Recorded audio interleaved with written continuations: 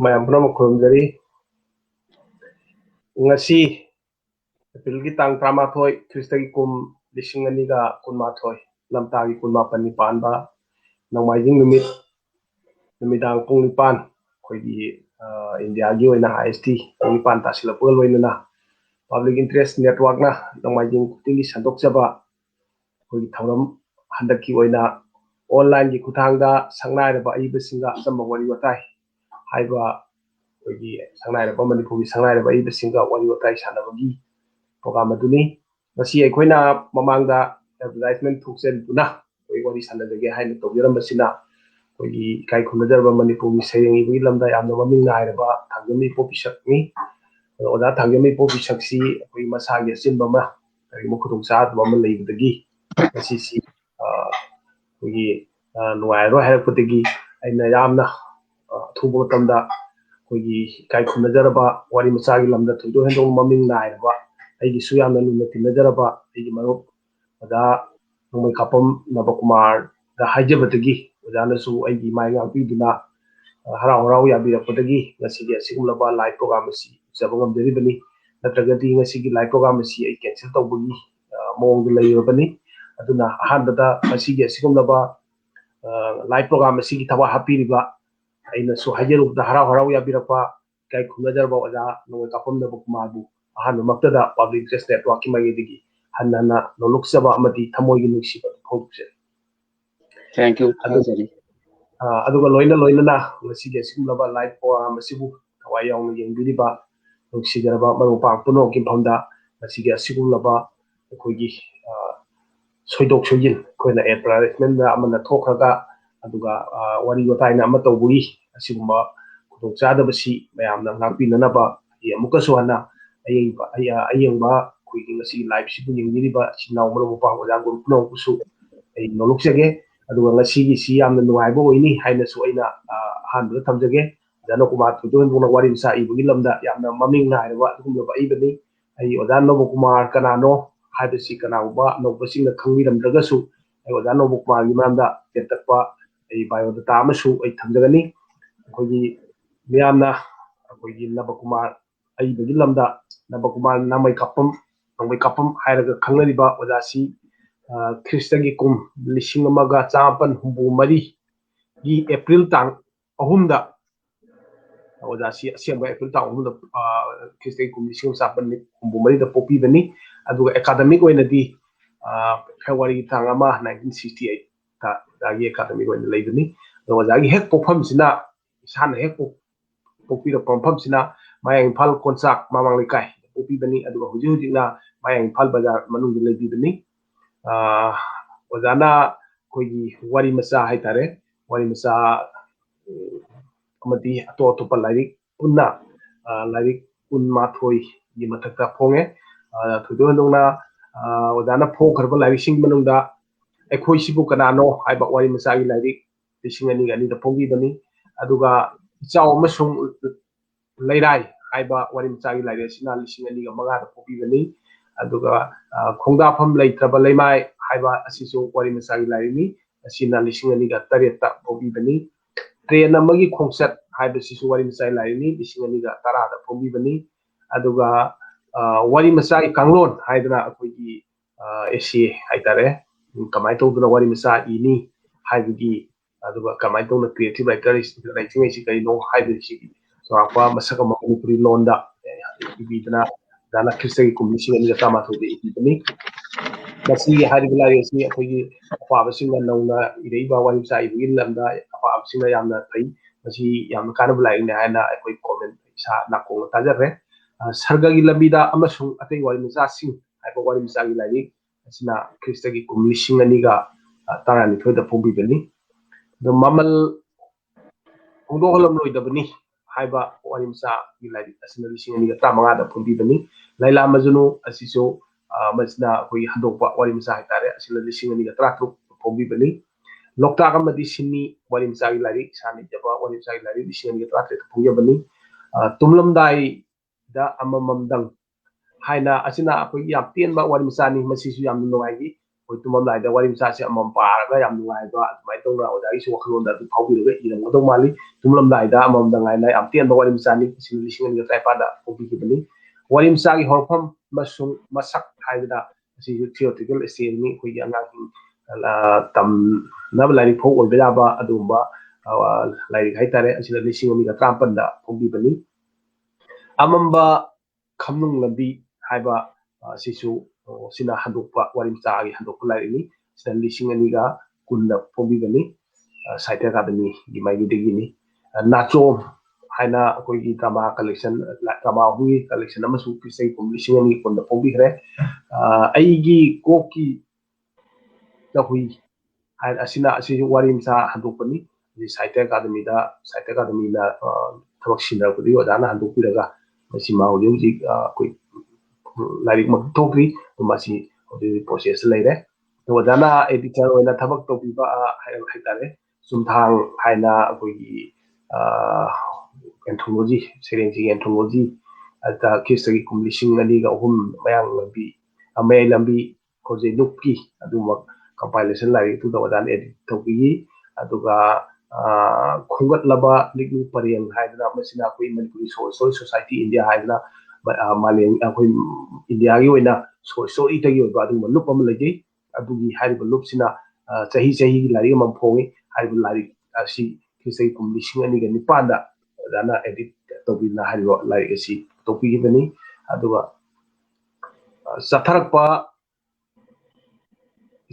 ꯆꯦꯟꯊꯔꯛꯄ ꯏꯆꯦꯜꯁꯤꯒꯤ ꯏꯆꯤꯟꯐꯝ ꯍꯥꯏꯕ ꯑꯁꯤꯁꯨ ꯉꯁꯥꯏꯒꯤ ꯃꯅꯤꯄꯨꯔ ꯁꯣꯔꯠ ꯁ꯭ꯇꯣꯔꯤ ꯁꯣꯁꯥꯏꯇꯤ ꯏꯟꯗꯤꯌꯥꯒꯤ ꯑꯩꯈꯣꯏꯒꯤ ꯑꯗꯨꯒꯨꯝꯕ ꯀꯝꯄꯥꯏꯂꯦꯁꯟ ꯂꯥꯏꯔꯤꯛꯇꯨꯅꯤ ꯑꯁꯤꯅ 2009ꯗ ꯑꯁꯤꯁꯨ ꯑꯣꯖꯥꯅ ꯑꯦꯗꯤꯠ ꯇꯧꯕꯤꯈꯤꯕꯅꯤ ꯑꯗꯨꯒ souvenir silver jubilee celebration short story society ꯑꯗꯨꯁꯨ 2018ꯗ ꯑꯗꯨꯁꯨ ꯑꯣꯖꯥꯅ ꯍꯥꯏꯔꯤꯕ ꯑꯦꯗꯤꯇꯔ ꯑꯣꯏꯕꯤꯗꯨꯅ ꯍꯥꯏꯔꯤꯕ ꯁꯣꯕꯦꯅꯔ ꯑꯆꯧꯕ ꯌꯥꯝ ꯐꯖꯕ ꯁꯣꯕꯦꯅꯔ ꯑꯃꯁꯨ ꯄꯨꯊꯣꯛꯄꯤꯈꯤ ꯁꯨꯃꯥꯏꯅ ꯇꯧꯗꯅ ꯑꯣꯖꯥꯅ ꯑꯩꯈꯣꯏꯒꯤ ꯂꯥꯏꯔꯤꯛ ꯇꯣꯉꯥꯟꯕ ꯒꯥꯏꯗ ꯑꯁꯤꯇ ꯅꯠꯇꯅ ꯑꯣꯖꯥꯅ ꯇꯣꯉꯥꯟꯅ ꯑꯩꯈꯣꯏꯒꯤ ꯑꯦꯀꯥꯗꯃꯤꯛꯀꯤ ꯑꯣꯏꯕ ꯒꯥꯏꯗ ꯃꯌꯥꯝ ꯑꯃꯁꯨ ꯂꯥꯏꯔꯤꯛ 12ꯒꯤ ꯃꯇꯨꯡꯗ ꯑꯣꯖꯥꯅ ꯑꯗꯨꯃꯥꯏꯅ ꯇꯧꯗꯅ ꯂꯥꯏꯔꯤꯛꯁꯦ ꯐꯣꯡꯕꯤꯈ꯭ꯔꯦ ꯑꯗꯣ ꯑꯩꯈꯣꯏ ꯔꯦꯗꯤꯑꯣ ꯄ꯭ꯂꯦ ꯍꯥꯏꯇꯥꯔꯦ ꯑꯣꯖꯥꯅ ꯔꯦꯗꯤꯑꯣ ꯄ꯭ꯂꯦꯁꯨ ꯏꯕꯤ ꯔꯦꯗꯤꯑꯣ ꯄ꯭ꯂꯦꯁꯤ ꯑꯩꯈꯣꯏꯁꯤꯕꯨ ꯀꯅꯥꯅꯣ ꯍꯥꯏꯕ ꯑꯀꯥꯁꯕꯥꯅꯤ ꯑꯦꯋꯥꯔꯗ 2007ꯗ ꯐꯪꯈꯤꯕ ꯑꯗꯨꯒꯨꯝꯕ ꯂꯥꯏꯔꯤꯛ ꯋꯥꯔꯤ ꯗ꯭ꯔꯃꯥ ꯍꯥꯏꯇꯥꯔꯦ ꯔꯦꯗꯤꯑꯣ ꯗ꯭ꯔꯃꯥ ꯑꯗꯩ ꯃꯃꯥ 2014ꯗ ꯁꯤꯔꯤꯌꯦꯜ ꯇꯧꯈꯤꯕꯅꯤ ꯑꯗꯣ ꯊꯃꯣꯏꯒꯤ ꯂꯩꯀꯥꯗ ꯄꯛꯂꯝꯕ ꯂꯩꯍꯤ ꯍꯥꯏꯗꯅ 2015ꯗ ꯑꯁꯤ ꯁꯤꯔꯤꯌꯦꯜꯅꯤ ꯁꯅꯥ ꯀꯩꯊꯦꯜ ꯑꯁꯤ ꯃꯁꯤꯅ ꯑꯩꯈꯣꯏꯒꯤ ꯂꯥꯏꯇꯣꯟꯖꯝ ꯄ꯭ꯔꯦꯝꯆꯥꯟꯒꯤ ꯁꯣꯔꯠ ꯁ꯭ꯇꯣꯔꯤꯗꯒꯤ ꯑꯣꯖꯥꯅ ꯈ꯭ꯔꯤꯁꯇꯒꯤ ꯀꯨꯝ 2013ꯗ ꯔꯦꯗꯤꯑꯣ ꯗ꯭ꯔꯃꯥ ꯁꯤꯔꯤꯌꯦꯜ ꯑꯣꯏꯅ ꯔꯦꯗꯤꯑꯣ ꯁꯤꯔꯤꯌꯦꯜ ꯑꯣꯏꯅ ꯑꯣꯖꯥꯅ ꯗ꯭ꯔꯃꯥꯇꯥꯏꯁ ꯇꯧꯕꯤꯈꯤꯕꯅꯤ ꯑꯗꯩ ꯏꯃꯥꯒꯤ ꯅꯨꯃꯤꯠꯁꯤꯗ ꯍꯥꯏꯅ ꯑꯁꯤꯃꯁꯨ ꯔꯦꯗꯤꯑꯣ ꯗ꯭ꯔꯃꯥ ꯑꯃꯁꯨ ꯈ꯭ꯔꯤꯁꯇꯒꯤ ꯀꯨꯝ 2013ꯗ ꯑꯣꯖꯥꯅ ꯏꯕꯤꯈ꯭ꯔꯦ ꯑꯗꯨꯒ ꯊꯣꯏꯗꯣꯛ ꯍꯦꯟꯗꯣꯛꯅ ꯑꯣꯖꯥꯅ ꯑꯩꯈꯣꯏꯒꯤ ꯃꯅꯥ ꯃꯊꯨꯝ ꯍꯥꯏꯇꯥꯔꯦ ꯃꯌꯥꯝꯅ ꯔꯤꯀꯒꯅꯤꯁꯟ ꯄꯥꯕ꯭ꯂꯤꯛ ꯔꯤꯀꯒꯅꯤꯁꯟ ꯑꯣꯖꯥꯅ ꯇꯧꯕꯤꯈꯤꯕ ꯊꯕꯛ ꯃꯌꯥꯝꯗꯨꯒꯤꯗꯃꯛꯇ ꯑꯩꯈꯣꯏ ꯄꯥꯕ꯭ꯂꯤꯛ ꯔꯤꯀꯒꯅꯤꯁꯟ ꯃꯌꯥꯝ ꯑꯃꯁꯨ ꯑꯩꯈꯣꯏ ꯑꯦꯋꯥꯔꯗ ꯃꯌꯥꯝ ꯑꯃꯁꯨ ꯑꯣꯖꯥꯅ ꯐꯪꯕꯤꯔꯦ ꯑꯜꯅꯥꯇꯣꯝꯕꯤ ꯑꯦꯋꯥꯔꯗ 2008 ꯃꯁꯤ ꯑꯦꯅꯨꯋꯦꯜ ꯃꯦꯃꯣꯔꯤꯌꯦꯜ ꯇ꯭ꯔꯁ ꯁꯤꯜꯆꯔꯅ ꯄꯤꯕꯤꯕꯅꯤ ꯁꯣꯔꯠ ꯁ꯭ꯇꯣꯔꯤ ꯂꯥꯏꯔꯤꯛ ꯑꯩꯈꯣꯏ ꯕꯟꯙꯥꯟ ꯊꯝꯂꯨꯕ ꯄꯣꯝ ꯍꯥꯏꯕ ꯋꯥꯔꯤ ꯃꯆꯥꯗꯨꯗ ꯑꯩꯈꯣꯏ ꯄꯤꯕꯤꯕꯅꯤ ꯑꯀꯥꯁꯕꯥꯅꯤ ꯅꯦꯁꯅꯦꯜ ꯑꯦꯋꯥꯔꯗ 2007 ꯑꯣꯜ ꯏꯟꯗꯤꯌꯥ ꯔꯦꯗꯤꯑꯣꯗ ꯄꯤꯕꯤꯕꯅꯤ ꯑꯣꯖꯥꯒꯤ ꯔꯦꯗꯤꯑꯣ ꯄ꯭ꯂꯦ ꯑꯩꯈꯣꯏꯁꯤꯕꯨ ꯀꯅꯥꯅꯣ ꯍꯥꯏꯕꯁꯤꯗ ꯄꯤꯕꯤꯕꯅꯤ ꯆꯟꯗ꯭ꯔꯁꯦꯈꯔ ꯅꯤꯛꯁꯤꯡ ꯁꯥꯍꯤꯇ꯭ꯌꯒꯤ ꯃꯅꯥ 2009 ꯑꯁꯤ ꯔꯥꯏꯇꯔꯁ ꯀ꯭ꯂꯕ ꯅꯝꯕꯣꯜꯅ ꯄꯤꯕꯤꯕꯅꯤ ꯑꯣꯖꯥꯒꯤ ꯋꯥꯔꯤ ꯃꯆꯥꯒꯤ ꯂꯥꯏꯔꯤꯛ ꯏꯆꯥꯎ ꯑꯃꯁꯨꯡ ꯂꯩꯔꯥꯏ ꯍꯥꯏꯕ ꯂꯥꯏꯔꯤꯛꯁꯤꯗ ꯄꯤꯕꯤꯕꯅꯤ ꯑꯗꯣ ꯄꯆꯥ ꯃꯤꯇꯩ ꯂꯤꯇꯔꯦꯔꯤ ꯑꯦꯋꯥꯔꯗ 2007 ꯑꯁꯤꯅ ꯄꯦꯇ꯭ꯔꯤꯌꯣꯇꯤꯛ ꯔꯥꯏꯇꯔꯁ ꯐꯣꯔꯝ ꯏꯝꯐꯥꯜꯗ ꯄꯤꯕꯤꯈꯤꯕꯅꯤ ꯃꯁꯤꯅ ꯑꯣꯖꯥꯒꯤ ꯋꯥꯔꯤ ꯃꯆꯥ ꯁꯛ ꯈꯪꯕꯤꯈꯤꯗꯕ ꯅꯤꯡꯇꯝꯂꯣꯏ ꯑꯃ ꯍꯥꯏꯅ ꯁꯤꯒꯤ ꯋꯥꯔꯤ ꯃꯆꯥꯁꯤꯗ ꯄꯤꯈꯤꯕꯅꯤ ꯊꯣꯉꯥꯝ ꯎꯙꯣꯞ ꯅꯤꯡꯁꯤꯡ ꯑꯦꯋꯥꯔꯗ 2011 ꯑꯩꯈꯣꯏ ꯅꯣꯍꯥꯈꯣꯜ ꯌꯨꯔꯦꯝꯕꯝꯅ ꯄꯤꯕꯤꯕꯅꯤ ꯑꯣꯖꯥꯒꯤ ꯋꯥꯔꯤ ꯃꯆꯥꯒꯤ ꯂꯥꯏꯔꯤꯛ ꯇ꯭ꯔꯦꯟ ꯑꯃꯒꯤ ꯈꯣꯡꯆꯠ ꯍꯥꯏꯕꯁꯤꯗ ꯄꯤꯕꯤꯕꯅꯤ ꯑꯗꯨꯒ ꯑꯥꯏꯀꯣꯟ ꯑꯦꯋꯥꯔꯗ AICON ꯑꯦꯋꯥꯔꯗ 2011 ꯃꯌꯥꯡ ꯏꯝꯐꯥꯜꯗ ꯄꯤꯕꯅꯤ ꯁꯤꯅ ꯑꯗꯨꯒ ꯌꯦꯡꯈꯣꯝ ꯁꯨꯔꯂꯇꯥ ꯄꯨꯔꯁꯀꯥꯔ 2013 ꯁꯥꯍꯤꯇ꯭ꯌ ꯁꯦꯕꯥ ꯁꯃꯤꯇꯤ ꯀꯛꯆꯤꯡꯅ ꯄꯤꯕꯅꯤ ꯑꯁꯤꯅ ꯑꯣꯖꯥꯒꯤ ꯋꯥꯔꯤ ꯃꯆꯥꯒꯤ ꯂꯥꯏꯔꯤꯛ ꯇ꯭ꯔꯦꯟ ꯑꯃꯒꯤ ꯈꯣꯡꯆꯠ ꯍꯥꯏꯕꯁꯤꯅ ꯄꯤꯕꯤꯕꯅꯤ साहित्य भूषण लिसिंग अनि गत्रा मरी मनपुरी साहित्य परिषद मेघालयना ओजादा साहित्य भूषण उपाधि पिबीरे अदुगा मणितोंबी अवार्ड लिसिंग अनि गत्रा मरी लोकता प्रोजेक्ट को लुक पिबीबनी बेस्ट फिल्म स्टोरी राइटर्स असिना कोई मणिफा 2020 सी ओजासी स्टोरी फिल्म की स्टोरी इबदा ओजाना फबीबनी सुना ओजाना पब्लिक डोनेशन मैम फबीरे तोान तोान बा कोई शोर स्टोरी पाबगीदमक्ता भारत की तोान तोान फम कोई गुजरात कोलकाता अरुणाचल प्रदेश गुवाहाटी अगरतला अमदी तोान तोान मफम भारत की तोान फम दा सतना ओजा कोई साहित्य की संस्था कनो मैम फंक्शन मैम जाउदना ओजाई वाली मिसाल लादोपीरे असुमाय तौदना जासी रियलिशु कोई पोंफम कलम बिसोइना लैरी अदुगा radio all India radio Imphal की कोई साइसी ठोकर मसो इन लैरी अदु फिल्म को खिदुगो इना पोंफम द सुप्रीम कोर्ट हेक तौदना ओजा हुजिसु थबक लेपी द बाहाइतारे ओजागी तोंगा तोंगा संगोन यामा अदुगुमा अइबनी ओजासी होइना मणिपुरी सकना हाइबा अइबा मनी हाइबा खंजरगा ओजागा संबा वारी मता हाइबतारे ओजागा संबा वारी मता अमसुम सानजनिंगना मसीसी ओजाबो इना थमोय सेंगना हाइतारे कोई ओजा थांगेवि पोपिसक सोरपुदगी ओजासी आइना इमानबनि मरम पांगलिना आइना सो हाइबा याबिनी हाइरा खलगा ओजाबो खंजिरुबने दो ओजा याम नोवाइजे दो आइना अहान बदा ओजादा हाइजनिंग सी ओजासी साइंस की सात्रनि सो हाइबिरे अदो ओजागी क्वालिफिकेशन सिदसु साइंस नाइना इबिरी अदो ओजाना साहित्य की लमदा ओजाना खुंगा बिरखिबिसे हाइदि इहान हान दो ओजागी लाइसी कुइसिबु करानो वाइला सो स्टोरी लिसिंग अनि अनि इबिरी मसी कमाय तो साइड ऑफ द लिटरेचर लाकी मसी मसी कनागुमा इन्फ्लुएंस कनागुमा मसी इंस्पायर तौगुमा लेकिबरा मसी वरी समना मतेम ता ओजाना हाइबी आई इशाना लारिक इवा होरखिबसी इशागी सही तरा तरे निपान सुबा अदाइदो ओइरमगद्रा इन खाले असेंबदि खंद्रे क्लास 3 तमक मतमदो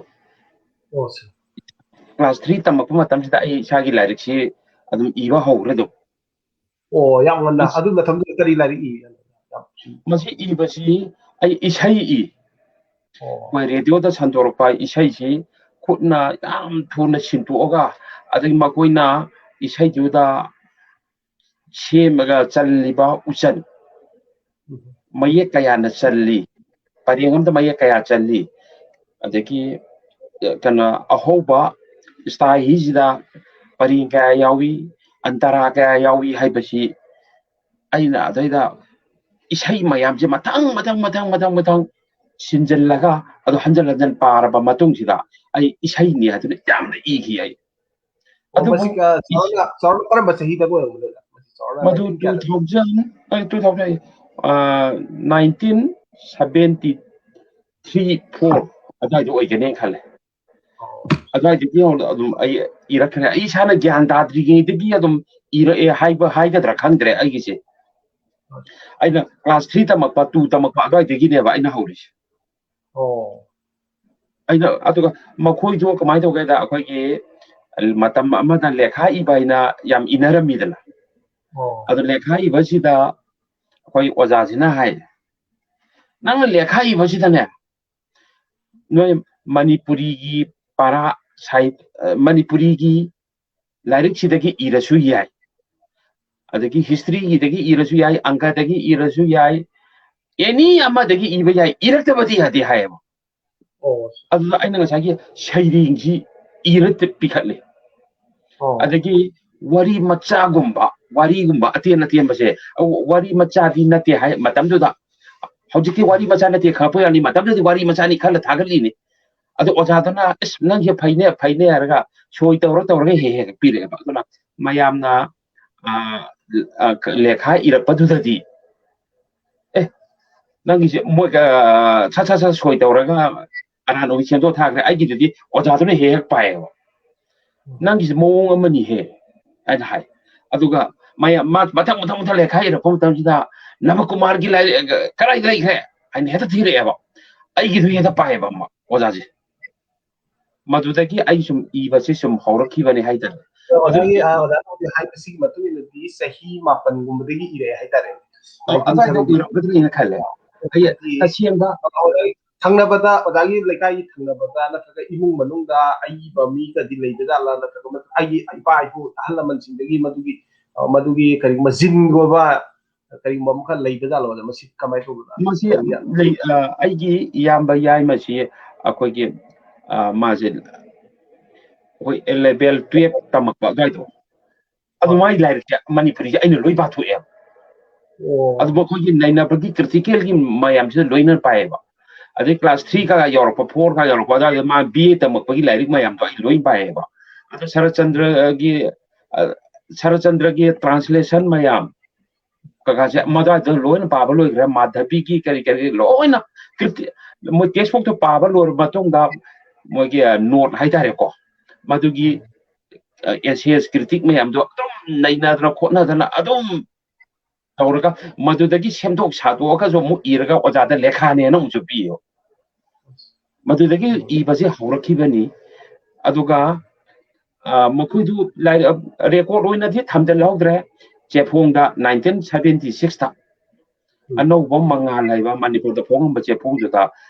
सैरें अमा खक्तंग हापखि मदु मतंग दि रेकॉर्ड लई अतै दि रेकॉर्ड लैत्रे अदो अदा सैरेंदगी दि होबिरे अदो अदाना वारि मसादा सिबु कनानो हाइदा याम थियंगना हाइतारेने लिसिंग अनीदा फोइस मरक्सिना मसिना कमाय तोगियानो मसी आई ngasai बाइना हौरा इराबा मतुंगदा अखोय सुमांगनेला खरा इग्रे सुमांगनेला जे अखोय 90s की अदवाइदा सुमांगनेला खरा इग्रे अदु सानाख्रे अदु इपोम खरा इग्रे इपोम जे मायम फल तोंबी चावबा बाबू मखोयने हेक साले अदगी मखोयना मसी मदे रेकॉर्डिंग तौजी अदा रेकॉर्डिंग तौरगा योनगिबा जो अखोय मार्केट ता जो याम योनग्रे अदुगी मतुंगदा आइना सुम खनबदा मसिदे आइबा रेकॉर्ड ओइना लैहौबा याबा पोट अमता याउद्रे आइना इरिबा मयामसे अदुना मांग्रानी अदुदी आइबा रेकॉर्ड ओइना थंबा याबसे करिनो अना थिरपदा लाइरिक ओइना फोंगेना खनगी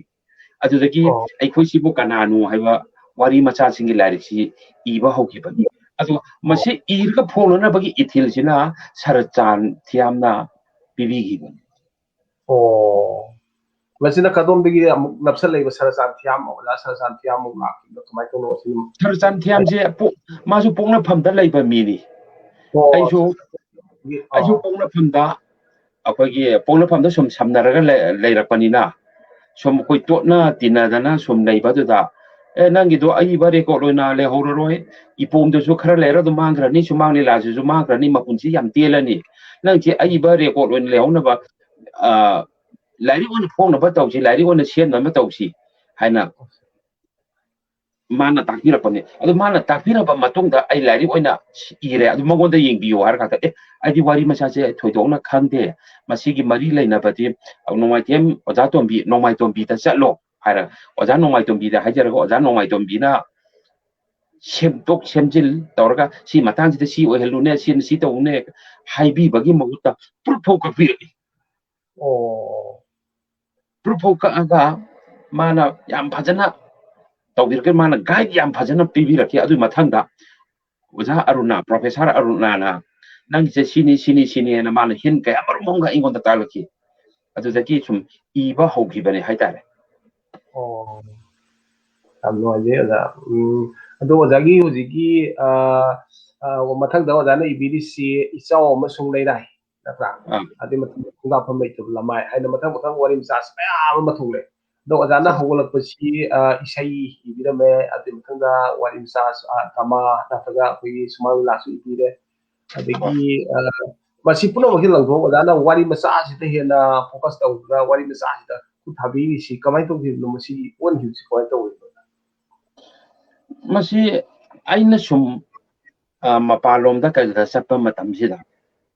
हैदराबाद लिसिंग अनिगा सुमना मंगा दरा मरी दरा ओरम याय अखोई आइगी ngasai अखोई सिबु कनानो हारिबा वारी मसासी माता मणिपुर थिएटर एकेडमी की डायरेक्टर सारुमम बिरेना ड्रामाटाइज तौरगा ड्रामा होना साने ड्रामा होना साना बसिदा कनोदा नेशनल स्कूल ऑफ ड्रामा ना हे सही कुतिंगी पांगथोपा भारत रंग महोत्सव असिदा मणिपुर दगी प्ले अनि खंगलकी अमना आइगी प्ले सिनी अमना रतन थियामगी नाइन हिल्स वन वैली है अदो मसीगी साना पचपज दिल्ली द आई साना ब यावरु सुम लोइना न चमिना रुई दिल्ली द चले दिल्ली दगे मो कनोदा बेंगलोर द लाखरे बेंगलोर द लाख पदा ngसागी ahal lama khak theme ahal si ma se kano digi ni Bangalore masa makta dagi ni aduga laiwan a New York University digi kano da creative writing da professor ina laibani adu mana ibu wahang khara haga ke nangi theme ji yam bhaja khare adu nangi wari masa tu handok ko sil yaw bra na ai yauri na handok ko pi adu mana pa ba matam sida wari masa gi nang ji thimje phajare wari masa I bagi kanglon si man nang ji wat le adu kanglon ji gi maram sida nang na phajana thijel la ga iyo adu natra ka di mapan thon ka ta chop nang gani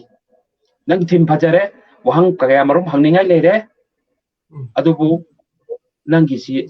kano da creative writing ki magi theoretical approach se yamna chotha bakhara lei adu duna madu maram do thijalo masiga mari leina ba lyric sing di ai khara haige harga maming do man khara cha ira piram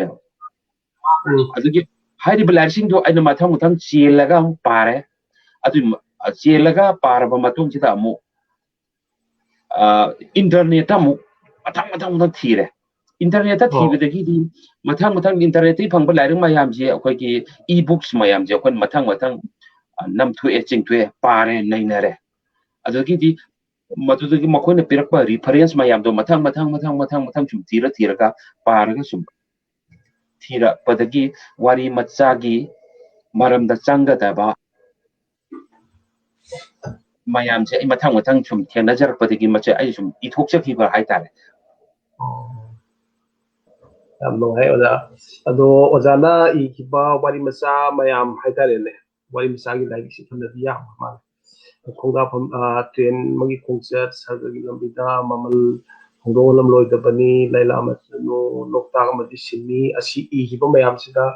ozana wari masa ji ibo tamda haidi ayamna oza gi kok sidagi sum kalpana oina sakat kibra nataga masi direct thokkiba thokdoksing oda da yamna thamoi shokkiba nataga adugumba nataga yamna nungai ba du thokdoksing da leiraga madudagi haidi fiction ga ani ji tosan jan jinaga thokpi bra aduma aduma sum masi lona tosin jan jinajare ai ji lyric tu pagal ai gi phamungi nakan ji lyric na picture le hai thare lyric adaki akoge library ka putra nga pa pa tra nga sang ka amasu zum library picture na dum le lyric se hana degi ju adom khara pagali pa ba si ai kupa si kamaina pa ge ha ga da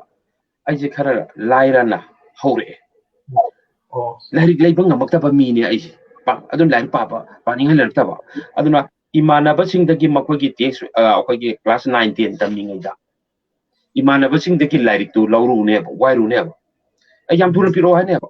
mona piro hai ba du pi ba nangna na ba lyric tu loina pa howe aduna lyric tu ma paira ga di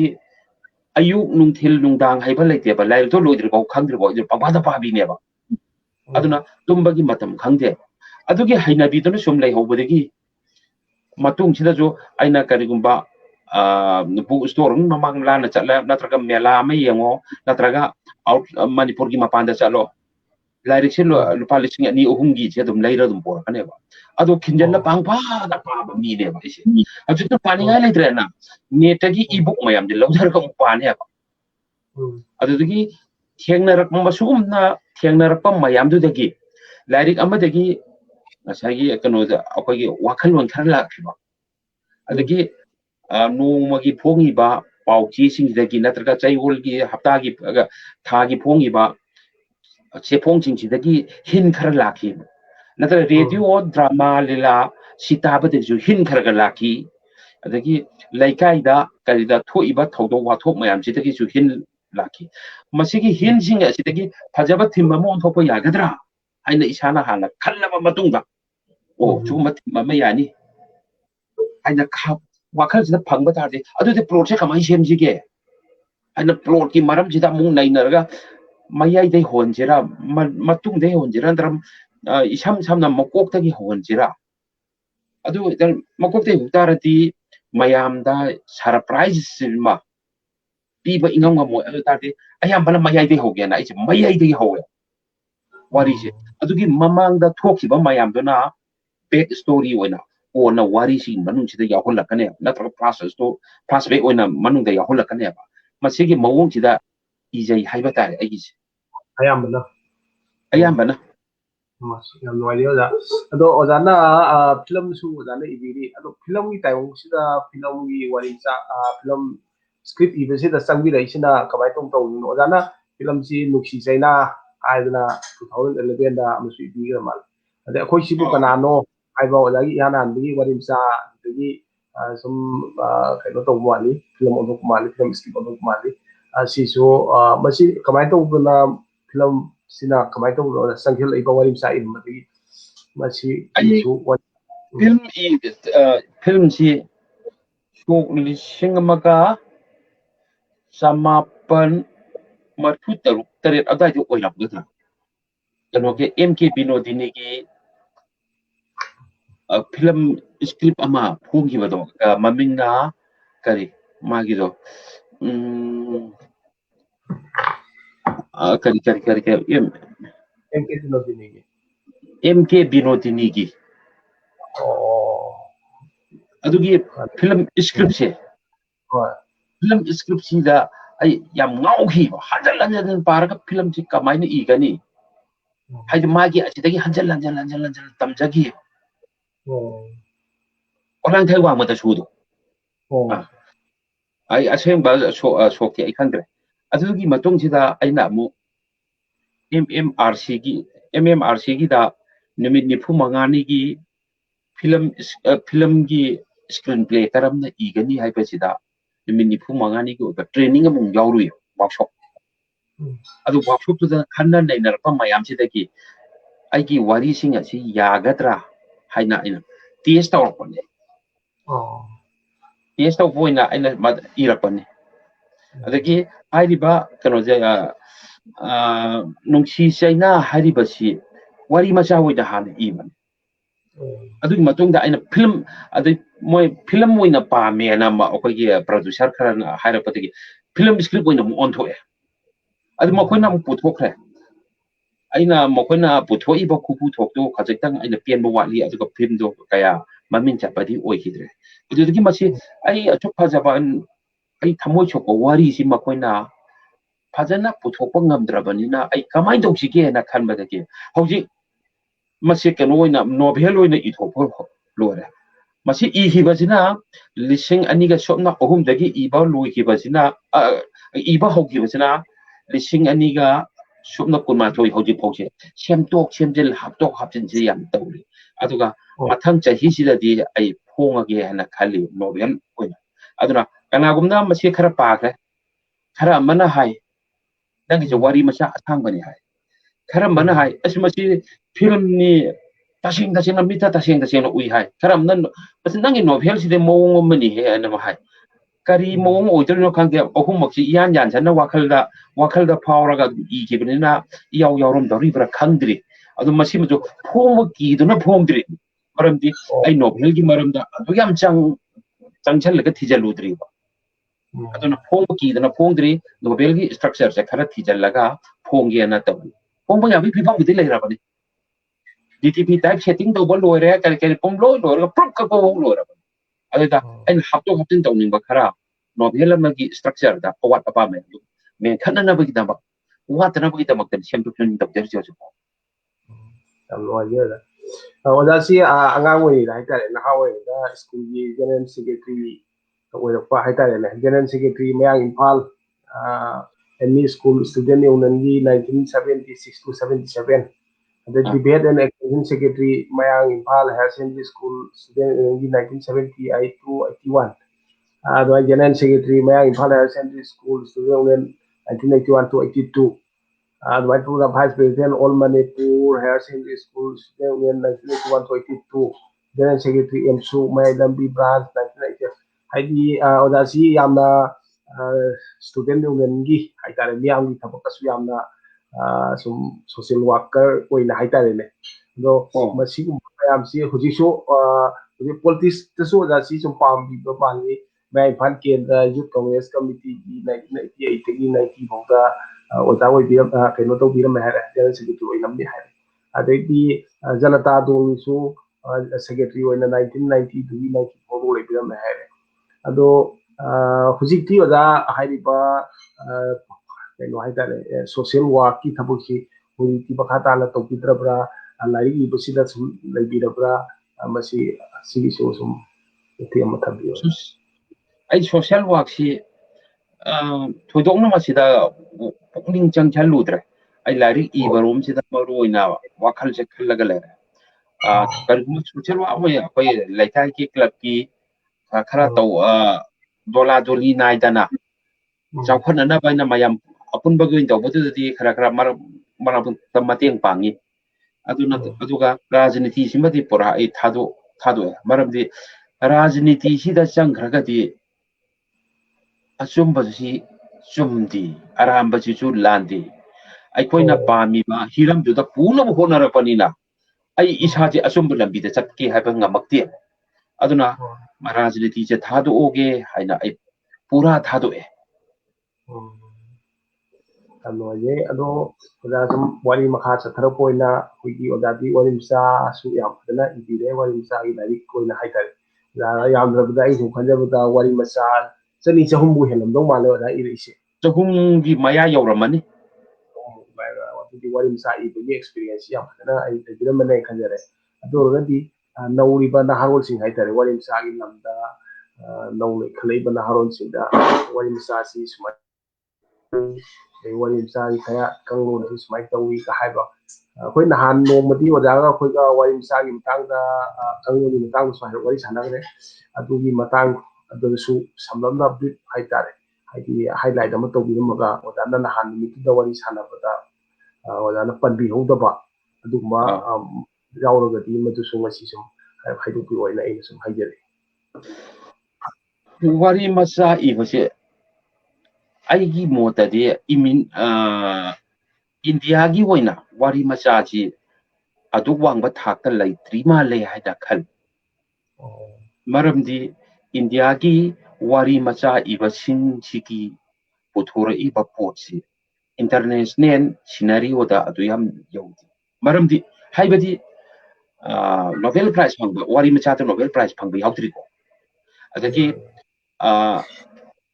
sinataba akoigi Commonwealth gi award kaya leiri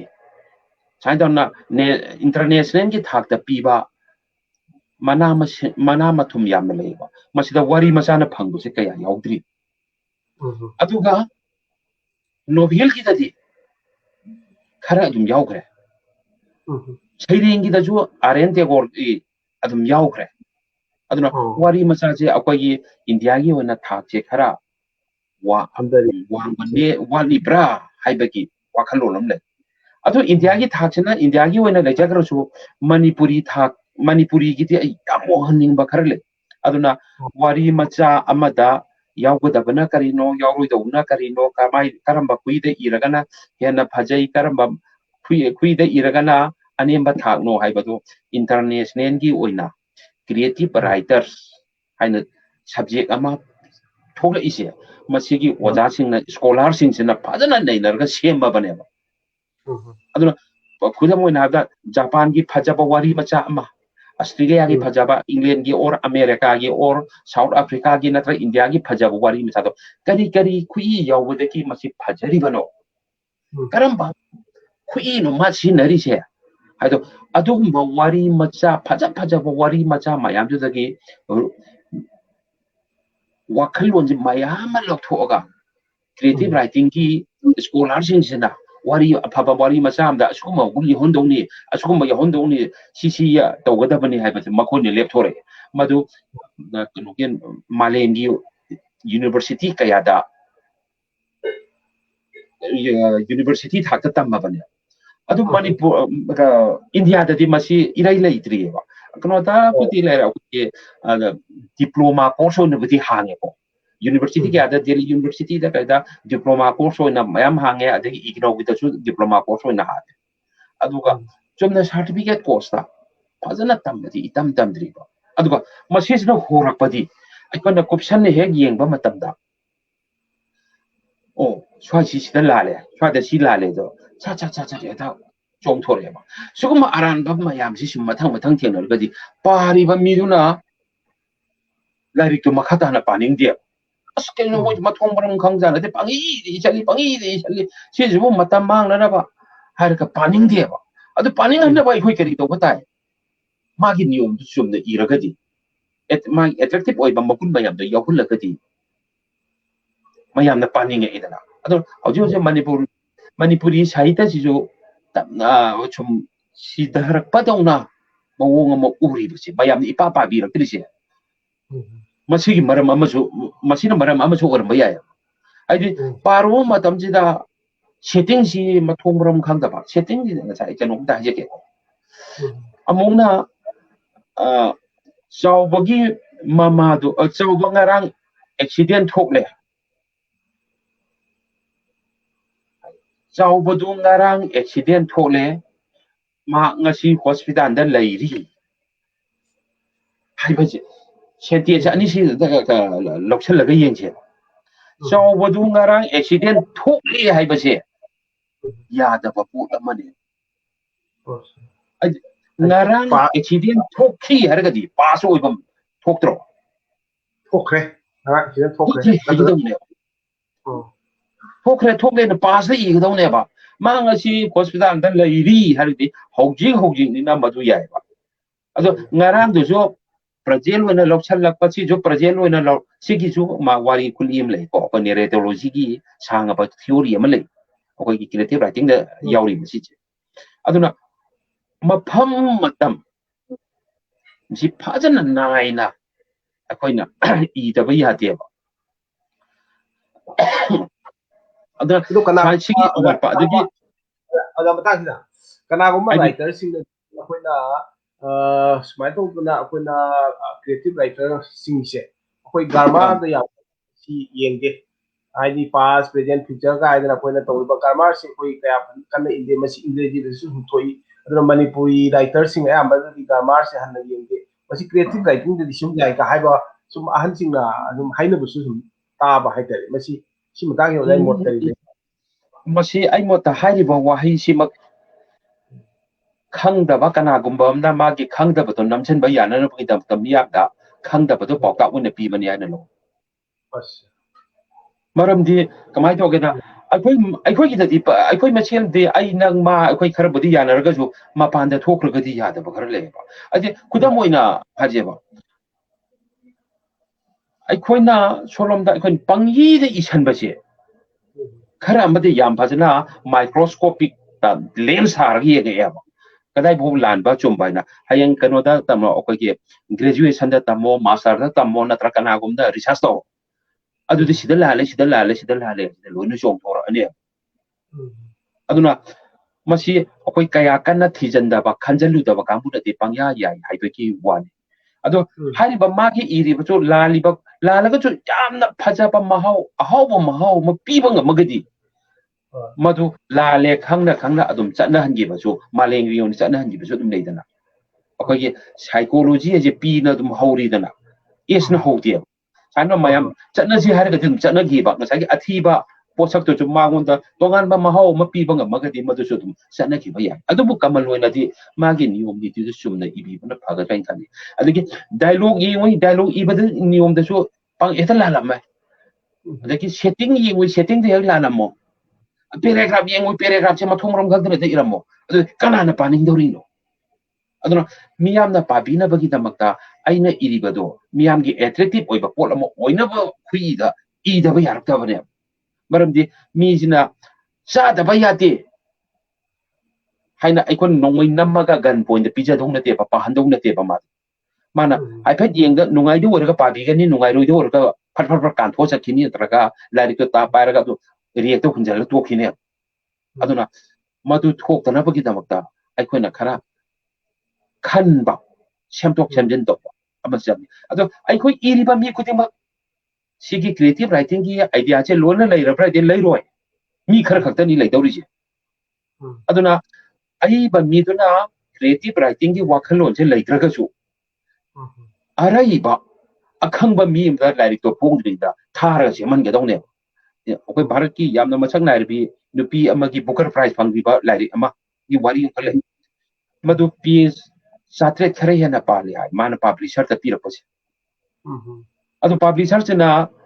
magi atopa reader sing da pira ga pan ba matam sida si si de wa ko shu ba bharbo chi ti ni sai si de ka thak ko sai si de si mi ta da la kan sai de ka thalo an ka thalo matam da la mai chamri dei manga ta ba 399 95 pa le la mai chu hum yan ka thare ba ado publisher chena nga sai ge ai bi yam South India gi ai bi yam ming le bi ni adu mangonda haye nangi lyric che si saruk mai si ti ne kanadi bakoi shu bani hai volume chok thok na bani hai si kakthal la si kakthal khraka aina si de khangkali ba saruk si kaktang phong ba yar ka din nangi lyric se phong ge natraga ti ai phong ba ngamoi hai da manam ai bi duna bun na khala matung da yare ya na phong gi ba adu booker prize ju phang gi ba hai lyric tu advai to na kanada ba warem wa koi wa thi mayam se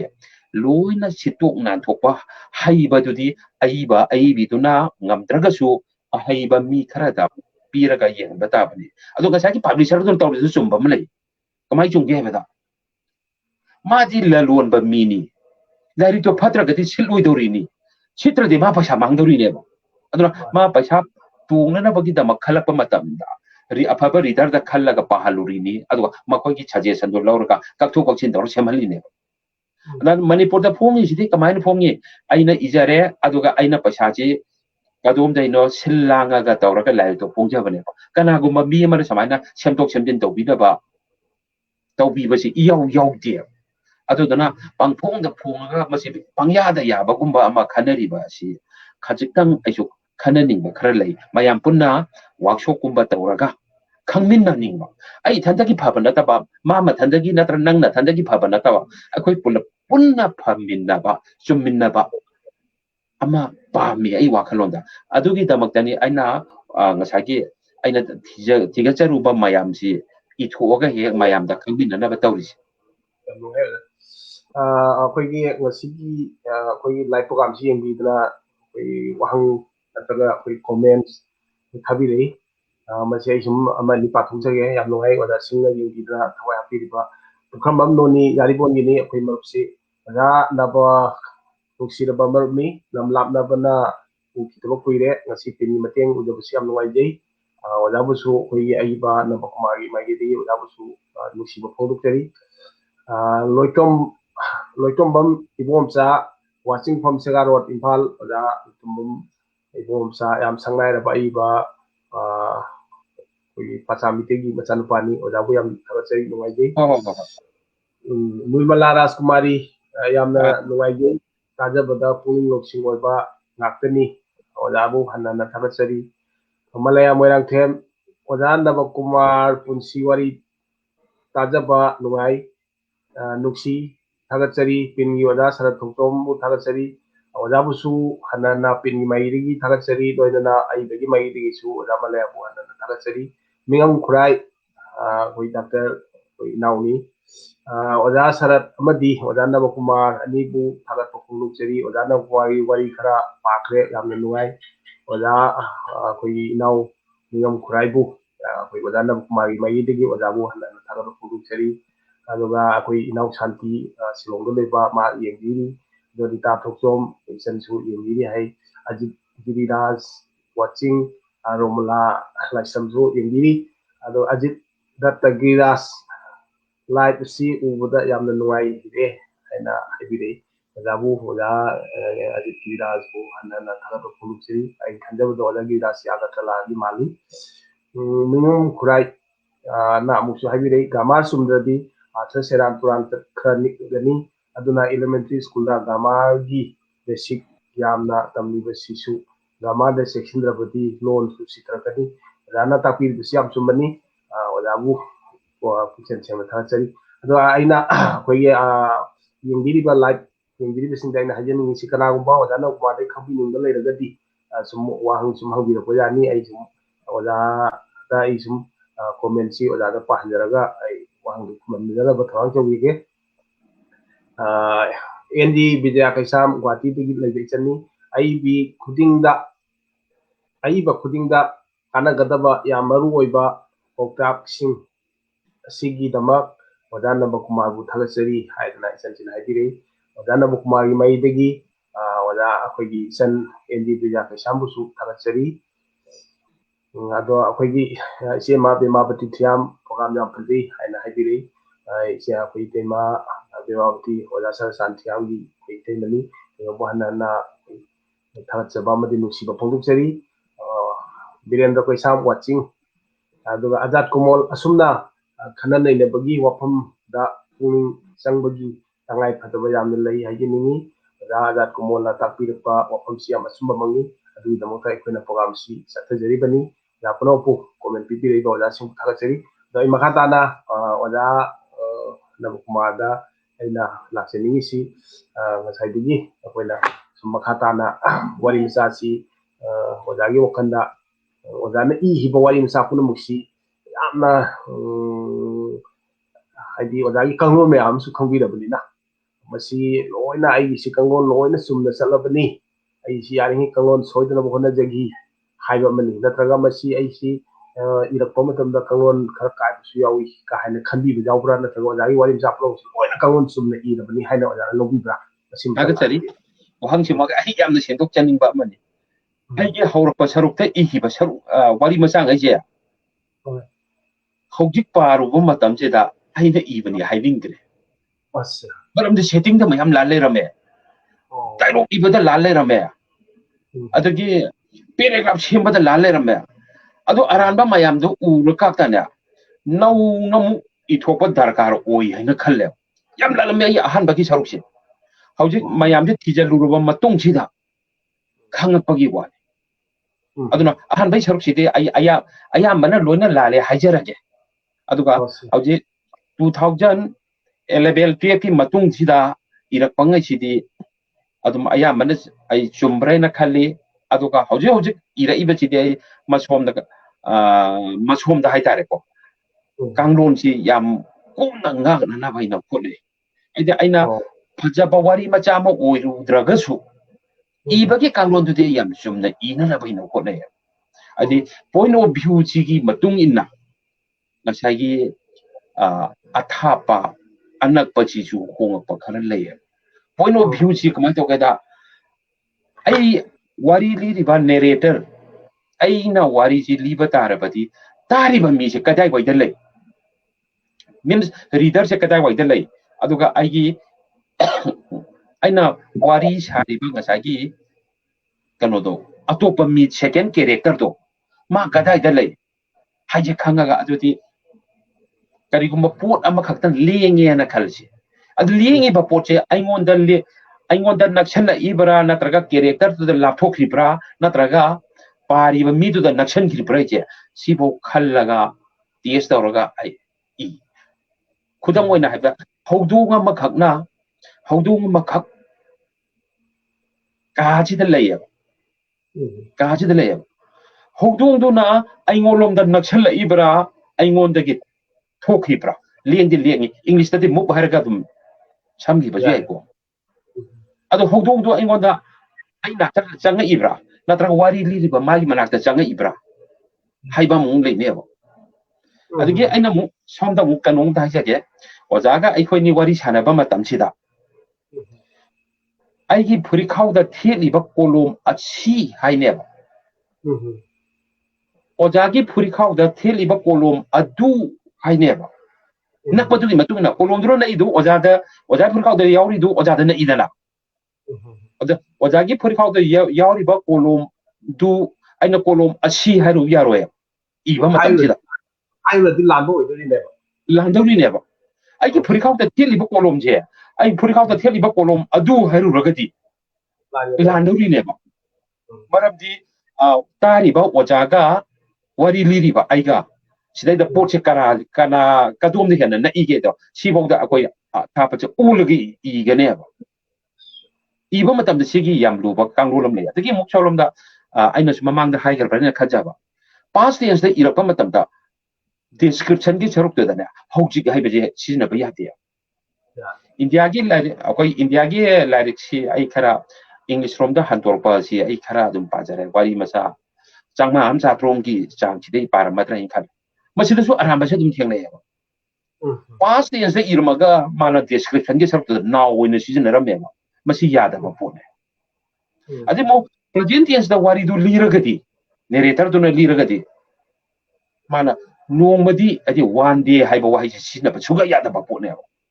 ꯍꯧꯖꯤꯛ ꯍꯧꯖꯤꯛ ꯊꯣꯛꯏꯕ ꯋꯥꯔꯤꯁꯤꯗ ꯅꯣꯡꯃꯗꯤ ꯍꯥꯏꯕꯁꯦ ꯀꯃꯥꯏꯅ ꯁꯤꯖꯤꯟꯅꯗꯣꯏꯅꯣ ꯁꯨꯃꯥꯏꯅ ꯀꯨꯞꯁꯤꯟꯕ ꯄꯣꯠꯁꯤꯁꯨ ꯑꯩꯈꯣꯏ ꯊꯤꯖꯤꯜꯂꯒ ꯌꯦꯡꯗꯕ ꯌꯥꯗꯦꯕ ꯅꯠꯇ꯭ꯔꯒ ꯀꯔꯤꯒꯨꯝꯕ ꯑꯩꯈꯣꯏꯅ ꯋꯥꯔꯤ ꯃꯆꯥ ꯑꯃ ꯅꯠꯇ꯭ꯔꯒ ꯅꯣꯚꯦꯜ ꯑꯃ ꯄꯥꯔꯛꯄ ꯃꯇꯝꯁꯤꯗꯅꯦ ꯀꯩꯅꯣ ꯃꯥꯁꯤꯗ ꯀꯥꯇꯨ ꯀꯥꯔꯟ ꯏꯁꯜꯂꯤꯁꯤꯕꯨ ꯑꯩꯅ ꯋꯥꯈꯜꯁꯤꯗ ꯁꯥꯎꯅꯤꯡꯕ ꯄꯣꯛꯂꯛꯑꯒ ꯂꯥꯏꯔꯤꯛꯇꯣ ꯃꯈꯥ ꯇꯥꯅ ꯄꯥꯅꯤꯡꯉꯛꯇꯦꯕ ꯂꯥꯏꯔꯤꯛ ꯑꯃꯗ ꯑꯔꯥꯟꯕ ꯈꯔꯕꯨꯗꯤ ꯌꯥꯎꯅꯤ ꯑꯩꯅ ꯏꯔꯁꯨ ꯑꯃꯅ ꯌꯥꯝꯅ ꯍꯩꯔꯕ ꯉꯁꯥꯏ ꯀꯥꯂꯤꯗꯥꯁꯅ ꯏꯔꯝꯕꯗꯁꯨ ꯑꯁꯣꯏꯕ ꯈꯔꯗꯁꯨ ꯌꯥꯎꯔꯤꯗꯅ ꯑꯗꯨꯅ ꯂꯥꯏꯔꯤꯛ ꯑꯃꯒꯤ ꯃꯁꯥꯗ ꯑꯁꯣꯏꯕ ꯈꯔꯗꯤ ꯑꯗꯨꯝ ꯌꯥꯎꯅꯤ ꯑꯗꯣ ꯑꯁꯣꯏꯕꯗꯨꯅ ꯍꯦꯛ ꯍꯦꯟꯖꯜꯂꯛꯑꯒꯗꯤ ꯄꯥꯅꯤꯡꯗꯕ ꯍꯥꯏꯕ ꯑꯃ ꯂꯩꯗꯅ ꯑꯗꯨꯅ ꯄꯥꯅꯤꯡꯍꯟꯅꯕꯒꯤꯗꯃꯛꯇ ꯃꯥꯒꯤ ꯅꯤꯌꯣꯝꯁꯤꯡ ꯑꯗꯨꯗꯤ ꯈꯔ ꯉꯥꯛꯅ ꯏꯕꯤꯕ ꯐꯩ ꯍꯥꯏꯅ ꯈꯜꯂꯤ ꯑꯩ ꯃꯣꯠꯇ ꯌꯥꯝ ꯅꯨꯡꯉꯥꯏꯖꯔꯦ ꯑꯩꯈꯣꯏ ꯋꯥꯔꯤꯁꯤꯁꯨ ꯌꯥꯝ ꯅꯨꯡꯉꯥꯏꯔꯤ ꯃꯇꯝꯁꯨ ꯈꯔ ꯊꯦꯡꯖꯤꯜꯂꯛꯑꯦ ꯑꯗꯣ ꯑꯩꯅ ꯑꯔꯣꯏꯕꯗ ꯁꯨꯝ ꯑꯩꯅ ꯑꯩꯈꯣꯏ ꯌꯦꯡꯕꯤꯔꯤꯕ ꯚꯤꯎꯋꯔꯁ ꯑꯃꯗꯤ ꯇꯥꯕꯤꯔꯤꯕ ꯃꯌꯥꯝꯗ ꯍꯥꯏꯖꯅꯤꯡꯉꯤꯁꯤ ꯑꯩꯈꯣꯏ ꯑꯣꯖꯥ ꯅꯕꯀꯨꯃꯥꯔꯅ ꯍꯥꯏꯔꯤꯕ ꯋꯥ ꯃꯌꯥꯝꯁꯤ ꯑꯩꯈꯣꯏꯒꯤ ꯑꯏꯕꯁꯤꯡꯁꯤ ꯀꯥꯡꯂꯣꯟ ꯈꯔ ꯆꯨꯝꯅ ꯀꯥꯡꯂꯣꯟ ꯈꯔ ꯅꯥꯏꯅ ꯏꯕꯤꯕ ꯃꯁꯤ ꯌꯥꯝ ꯇꯉꯥꯏꯐꯗꯦ ꯑꯁꯤꯁꯤꯗ ꯑꯣꯖꯥ ꯅꯕꯀꯨꯃꯥꯔꯅ ꯌꯥꯝꯅ ꯑꯈꯪ ꯑꯍꯩ ꯁꯥꯗꯅ ꯌꯥꯝꯅ ꯄꯥꯎꯇꯥꯛ ꯄꯤꯔꯨꯕꯒꯤ ꯋꯥ ꯅꯠꯇꯕꯤꯗ ꯍꯥꯏꯗꯤ ꯃꯁꯤ ꯀꯅꯥꯒꯨꯝꯕꯅ ꯂꯥꯟꯕ ꯂꯧꯕꯤꯕꯁꯨ ꯌꯥꯏ ꯑꯣꯖꯥ ꯅꯕꯀꯨꯃꯥꯔ ꯀꯌꯥꯝ ꯍꯩꯔꯗꯅ ꯈꯪꯉꯗꯅ ꯍꯥꯏꯗꯅ ꯃꯗꯣꯝꯗ ꯄꯨꯕꯤꯕ ꯅꯠꯇꯕ ꯑꯣꯖꯥ ꯅꯕꯀꯨꯃꯥꯔꯒꯤ ꯄꯤꯖꯔꯤꯕ ꯋꯥꯍꯩ ꯁꯤꯗ ꯀꯝꯄ꯭ꯂꯦꯟ ꯑꯩ ꯀꯩꯅꯣꯝꯇ ꯑꯃꯨꯛ ꯊꯦꯠꯆꯤꯟꯖꯒꯦ ꯐ꯭ꯂꯥꯁꯕꯦꯛ ꯍꯥꯏꯅ ꯑꯃ ꯍꯥꯏꯔꯤꯀꯣ ꯑꯩꯈꯣꯏꯒꯤ ꯃꯁꯤ ꯐꯤꯛꯁꯟꯗ ꯌꯥꯝ ꯃꯔꯥꯡ ꯀꯥꯏꯅ ꯊꯦꯡꯅꯕ ꯄꯣꯠꯅꯤ ꯐ꯭ꯂꯥꯁꯕꯦꯛꯁꯦ ꯐ꯭ꯂꯥꯁꯕꯦꯛ ꯑꯩꯁꯤ ꯃꯃꯥꯡꯗ ꯊꯣꯛꯈꯤꯕ ꯋꯥꯔꯤꯗꯣ ꯑꯩꯅ ꯅꯤꯡꯁꯤꯡꯉꯒ ꯑꯩꯅ ꯁꯣꯝꯗ ꯗꯥꯏꯔꯦꯛ ꯑꯣꯏꯅ ꯋꯥꯔꯤꯗꯣ ꯂꯤꯔꯤꯅꯦꯕ ꯑꯩ ꯌꯥꯎꯗꯕ ꯊꯧꯗꯣꯛ ꯋꯥꯊꯣꯛꯇꯣ ꯁꯣꯝꯗ ꯑꯩꯅ ꯋꯥꯔꯤ ꯂꯤꯕꯗꯨꯗ ꯌꯥꯎꯕ ꯌꯥꯗꯦꯕ ꯐ꯭ꯂꯥꯁꯕꯦꯛ ꯍꯥꯏꯕꯁꯤꯗ ꯋꯥꯔꯤ ꯂꯤꯔꯤꯕ ꯅꯦꯔꯦꯇꯔꯗꯨ ꯌꯥꯎꯗꯕ ꯑꯃꯠꯇ ꯄꯨꯁꯜꯂꯛꯑꯒ ꯂꯤꯕ ꯌꯥꯗꯦꯕ ꯃꯔꯝꯗꯤ ꯃꯥ ꯃꯁꯥ ꯌꯥꯎꯔꯨꯗꯕ ꯊꯧꯗꯣꯛꯇꯣ ꯃꯥꯅ ꯀꯃꯥꯏꯅ ꯈꯪꯉꯤꯅꯣꯕ ꯃꯁꯤ ꯀꯩꯅꯣꯗꯤ ꯀꯥꯡꯂꯣꯟꯗ ꯌꯥꯎꯕ ꯄꯣꯠꯅꯤꯀꯣ ꯑꯗꯨꯒ ꯐ꯭ꯂꯥꯁꯕꯦꯛꯁꯦ ꯂꯣꯏꯁꯤꯜꯂꯕ ꯃꯇꯨꯡꯗ ꯉꯁꯥꯏꯒꯤ ꯋꯥꯔꯤ ꯂꯤꯕ ꯐ꯭ꯂꯥꯁꯕꯦꯛ ꯍꯦꯛ ꯍꯧꯗ꯭ꯔꯤꯉꯩ ꯃꯃꯥꯡꯒꯤ ꯁꯤꯜꯗꯣ ꯑꯃꯨꯛ ꯇꯥꯁꯟꯒꯗꯕꯅꯦ ꯑꯗꯨ ꯅꯠꯇ꯭ꯔꯒꯗꯤ ꯄ꯭ꯂꯣꯠꯇꯣ ꯄꯨꯡꯈꯥꯏ ꯀꯥꯏꯔꯛꯇꯅ ꯃꯊꯣꯡ ꯃꯔꯝ ꯈꯪꯉꯣꯏꯕ ꯃꯁꯤ ꯃꯅꯤꯄꯨꯔꯤ ꯁꯤꯅꯦꯃꯥꯗꯁꯨ ꯑꯗꯨꯝ ꯈꯔ ꯑꯗꯨꯝ ꯃꯔꯥꯡ ꯀꯥꯏꯅ ꯑꯗꯨꯝ ꯊꯦꯡꯅꯈꯤꯕ꯭ꯔꯥ ꯈꯜꯂꯤ ꯁꯤꯒꯨꯝꯕ ꯑꯍꯣꯕꯁꯦ ꯑꯅꯧ ꯃꯁꯤ ꯊꯤꯖꯤꯜꯂꯛꯄ ꯃꯇꯝꯗ ꯄꯣꯞ ꯄꯣꯞ ꯄꯣꯞ ꯑꯗꯨꯝ ꯇꯥꯔꯒ ꯑꯗꯨꯝ ꯂꯩꯖꯕ ꯄꯣꯠꯅꯤ ꯑꯗꯒꯤ ꯃꯥꯒꯤ ꯅꯤꯌꯣꯝ ꯍꯥꯏꯕ ꯑꯃ ꯂꯩꯗꯅ ꯑꯗꯒꯤ ꯄꯦꯔꯦꯒ꯭ꯔꯥꯐꯁꯤ ꯏꯕ ꯃꯇꯝꯗ ꯄꯦꯔꯦꯒ꯭ꯔꯥꯐ ꯑꯃꯒꯤ ꯃꯅꯨꯡꯗ ꯀꯦꯔꯦꯛꯇꯔ ꯑꯅꯤꯒꯤ ꯗꯥꯏꯂꯣग ꯌꯥꯎꯍꯟꯕ ꯌꯥꯗꯦ ꯄꯦꯔꯦꯒ꯭ꯔꯥꯐ ꯑꯃ ꯁꯤ ꯏꯔꯕ ꯃꯇꯨꯡꯗ ꯈꯖꯤꯛꯇꯪ ꯄꯦꯔꯦꯒ꯭ꯔꯥꯐꯇꯨꯒꯤ ꯊꯣꯠꯇꯨ ꯈꯤꯇꯪ ꯆꯦꯟꯖ ꯇꯧꯔꯛꯑꯒꯗꯤ ꯑꯅꯧꯕ ꯄꯦꯔꯦꯒ꯭ꯔꯥꯐ ꯑꯃ ꯏꯒꯗꯧꯅꯦꯕ ꯁꯤꯒꯤ ꯅꯤꯌꯣꯝ ꯅꯤꯇꯤꯁꯤ ꯌꯥꯝꯅ ꯂꯩꯔꯤ ꯑꯀꯨꯞꯄꯁꯦ ꯂꯣꯏꯅ ꯈꯪꯉꯨꯗ꯭ꯔꯒꯁꯨ ꯑꯩ ꯍꯥꯏꯁꯦ ꯑꯈꯪꯕ ꯃꯤ ꯑꯃꯗ ꯄꯤꯔꯒ ꯂꯥꯏꯔꯤꯛ ꯐꯣꯡꯗ꯭ꯔꯤꯉꯩ ꯃꯇꯝꯁꯤꯗ ꯁꯦꯝꯗꯣꯛ ꯁꯦꯝꯖꯤꯟ ꯇꯧꯍꯟꯕꯤꯒꯗꯕꯅꯦꯕ ꯃꯤ ꯈꯨꯗꯤꯡꯃꯛ ꯂꯣꯏꯅ ꯈꯪꯒꯅꯤ ꯍꯥꯏꯕꯁꯤꯗꯤ ꯂꯩꯇꯦꯗꯅ ꯑꯗꯒꯤ ꯑꯩꯈꯣꯏ ꯂꯥꯏꯔꯤꯛꯁꯤꯗ ꯅꯝꯃꯛꯄ ꯃꯇꯝꯁꯤꯗ ꯑꯩꯈꯣꯏ ꯗꯣꯠ ꯅꯝꯃꯛꯇ ꯀꯅꯥꯒꯨꯝꯕꯅ ꯉꯥꯡꯈꯤꯕ ꯋꯥꯗꯨ ꯑꯩꯈꯣꯏꯅ ꯂꯣꯏꯅ ꯐꯣꯡꯗꯣꯛꯇꯕꯤꯗ ꯃꯅꯨꯡꯗ ꯈꯪꯍꯟꯒꯦ ꯍꯥꯏꯇꯥꯔꯒꯗꯤ ꯗꯣꯠ ꯑꯩꯅ ꯅꯝꯃꯤꯗꯅ ꯗꯣꯠꯁꯤꯒꯤ ꯃꯃꯤꯡꯁꯤ इलिप्सिस कौएबा इलिप्सिस से पॉइंट मरी दिखे अहम दे नंबर याद है अखोन मंगा तरुक नमुरी तो लाले अदगी कनोदा यामना सांगबा डायलॉग कनागुंबा कैरेक्टर अमगी डायलॉग असांगबा म यावरमेना खलजे अदु डायलॉग तो खजितंग खरा खरा चेंज तौरपा खुद वाखलोद चेंज तौरपा खुदगी अनोबा पैराग्राफ अमम हौरो इगिदे तौबदबो पैराग्राफ सिंदुगी लोइसलकदा अखोगी कोटेशन मार्किंग अरोइबगी दो थंबा यादे ओम लोइबा पैराग्राफ तुगी अरोइबा खक्ता थंबने साने छुगुंबा न्यू खरा अदुम मसागी अदुम लेजैयेबा adagi ka akoy somna ko manipuri literature sida kra thena bra manipuri da nate india gi ta sum thene kano je dialogue ka ani se tokhai yi mi amagi mako ka maga ka tongan ka thala thamba gum bane ado kamai phajai haidori no dialogue siga ani se manga ka masaga ne ani si paragraph ama da thamga dawni paragraph ani thokna thamba ya de sugum bagi yamna manung sida magi grammar ama ne jari ado grammar do ikone ikai na sum tawra gadi kamaina ta kun aduna kaitang sumna imina si ai gi awat pa sum mayam lai ri bani asoi ba su lai ri bani ai gi asoi ba du kharam na takpira u adagi ai gi akhang ba chu mayam da puthok cha ge akhang mayam da puthok ni na ra pulap phaja pa ko amo ohla ga manipuri saita si phaja hanji aduga mapalom da chalan gi si ni ai gi moti ya wakalon sa phaji haitare aduna aro bida gi public test network ki magi digi gi ayang viewers mayam puno mo pusu yam sumna kangon sumna idra ko manipuri site se awang ba thapta thalakda wadagi su so yabiyo aiba ai wakhi kanjari oga no wa ya pilsu adumani hoi amna phajaba kangon sumna hoi wai bisa si idi yu sin ada haiba okumsi tamjaraga aroda hoi ngasi ge sigumdaba family interest level la sinjaba sangnai ba ai da singbu nadana chamba wari tai sanajada pugi ahum suba mari suba tak kai tare mari suba tak sida odana thawai yauna ina hayeru da harawa ro pugi damak odana wan na mai kapumbu amkasu hana thamogi nuksi amadi nolukse batu phongu seri dona khoi ngasi program live program si yengi duna nuksi na comment pibi reiba sinna umaro pang ola guru puno pusu public test network ki magi tigi thapa amadi nolukse ba phongu se bagal oina masi live program si mata sida nuksi da Pulum jari